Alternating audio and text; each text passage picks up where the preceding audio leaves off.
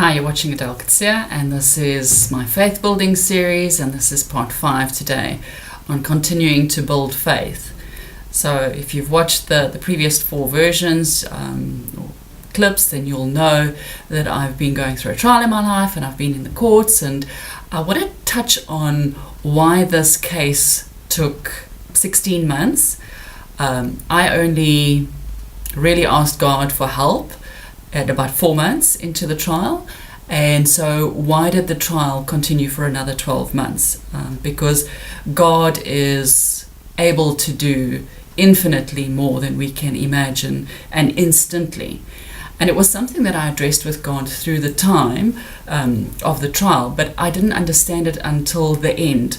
I became more informed of his methods through the trial. So at probably about 6 months into it, there was a really difficult point where my daughter actually had to stay behind in Johannesburg, and I relocated to Durban, and she stayed with my brother during this time. And just to top it all off, my dog died, and he was bitten by a snake, so I felt like I was really under spiritual attack.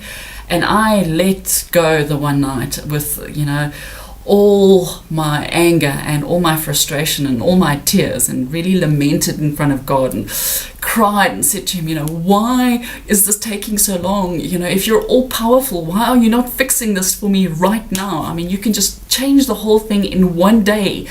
And he never responded that night. Anyway, he let me cry and do everything, and the earth didn't fall out from underneath my feet, and he didn't withdraw his support. He just lovingly held me in his arms and waited for me to pass this phase of confusion.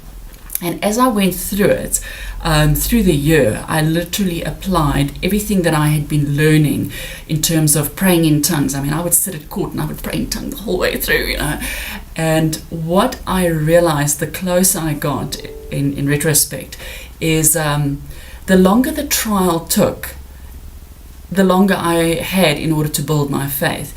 If God had just rescued me right in the beginning, I would not have recognized it as his hand, and I would not have learned how to be strong in my faith. I wouldn't have been able to identify that there were things that were happening that I could never have done on my own.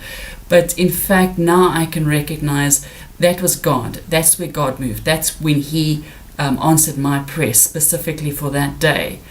And through that, he helped me deal with anxiety. So my anxiety, as my faith increased, my anxiety decreased.